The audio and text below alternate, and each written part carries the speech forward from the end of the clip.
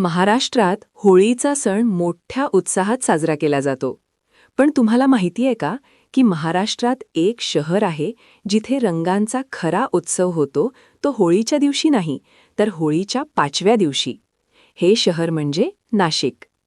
नाशिकची रंगपंचमी ही संपूर्ण महाराष्ट्रातच नव्हे तर भारतातही अत्यंत प्रसिद्ध आहे.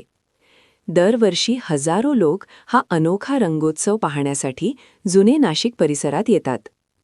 भारतामध्ये बहुतेक ठिकाणी होळीच्या दुसऱ्या दिवशी रंग खेळले जातात, पण नाशिकमध्ये परंपरेनुसार रंग खेळले जातात ते होळीच्या 5व्या दिवशी, म्हणजेच रंगपंचमीला.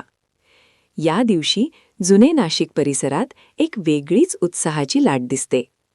गल्ली बोळ रंगांनी भरून जातात, ढोल ताशांचा आवाज घुमतो आणि सर्वत्र आनंदाचं वातावरण निर्माण होते. नाशिकच्या रंगपंचमीचं सर्वात खास वैशिष्ट्य म्हणजे रहाड. रहाड म्हणजे मोठ्या आकाराच्या दगडी टाक्या किंवा हौद.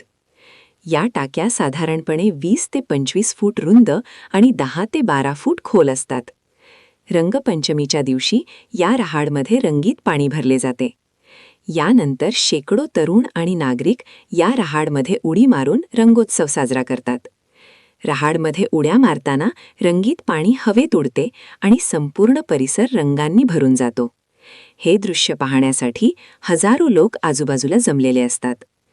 नाशिकच्या रंगपंचमीची परंपरा खूप जुनी आहे.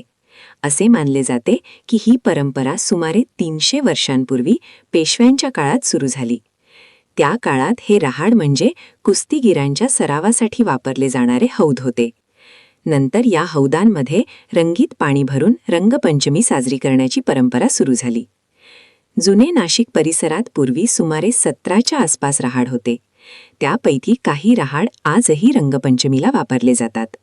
यामध्ये पंचवटीतील शनी चौक रहाड, दंडे हनुमान रहाड, तांबट लेन रहाड, तिवंधा चौक रहाड, मधली होळी परिसरातील रहाड आणि कथडा परिसरातील रहाड विशेष प्रसिद्ध आहेत.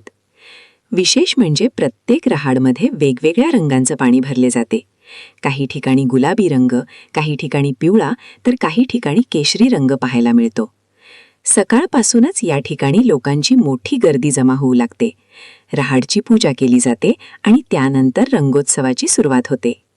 ढोल ताशांचा गजर, नृत्य, जल्लोष आणि रंगांची उधळण यामुळे संपूर्ण परिसर उत्सवमय होतो. नाशिकच्या रंगपंचमीचं आणखी एक वैशिष्ट्य म्हणजे सामाजिक एकात्मता.